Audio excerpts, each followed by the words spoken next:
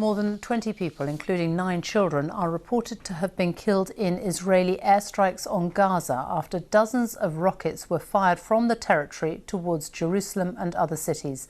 The deaths came on a day of escalating violence between Palestinians and Israeli security forces who have clashed daily in Jerusalem since Friday at the Al-Aqsa compound. The past few days have seen the worst violence in Jerusalem for years, with more than 300 Palestinians wounded in confrontations with Israeli police. Our Middle East correspondent Yolande Nell is in Jerusalem for us now. Yolande. In the last hour, rockets are still being fired from Gaza into southern Israel. Hamas-run TV says more than 200 rockets have been fired in just the past few hours. Here in Jerusalem, Israelis are still very shocked by the sirens that they heard during the day. And in Gaza, the streets are empty as people fear what happens next.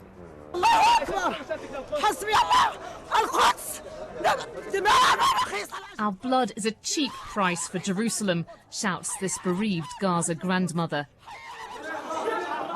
While this woman, who lost 4 children, can only weep.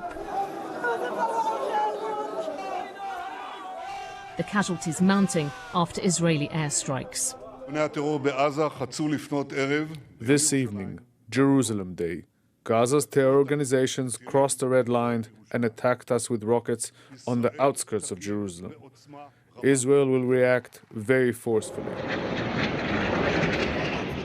His response to a barrage of rockets fired by Palestinian militants.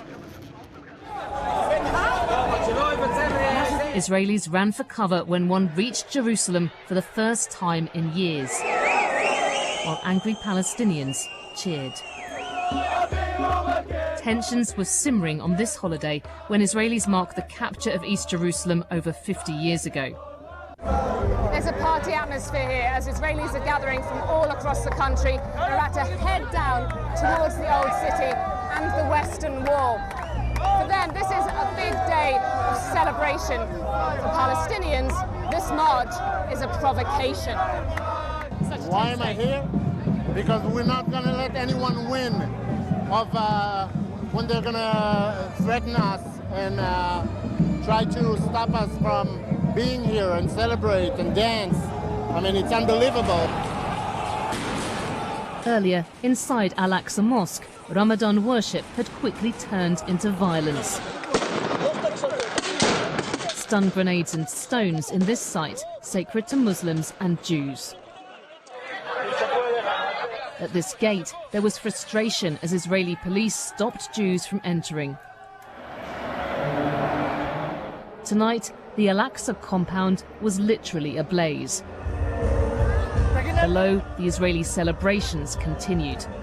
The fire was put out, but what has flared up here may be harder to extinguish. Yolande, the worst violence in Jerusalem for years. What has the international response been? Well, there have been calls from the international community for calm, for restraint for weeks now, because this has been a very tense month of Ramadan. And it started with Israeli police blocking off one of the popular gathering points at one of the entrances to the old city where Palestinians like to go in the evening. Then there have been nightly clashes in this East Jerusalem neighborhood, Sheikh Jarrah. That's where Palestinian families have been facing eviction to make way for Jewish settlers. Israel did take some steps, like delaying a key court hearing in their case to try to lower the tensions, but it really appears that it was too late. The US Secretary of State has now condemned the rocket fire. He has called on all sides to take practical steps to try to de-escalate this very dangerous situation. We're getting a very similar message from the UK and from others as well. Yolande Nell in Jerusalem, thank you.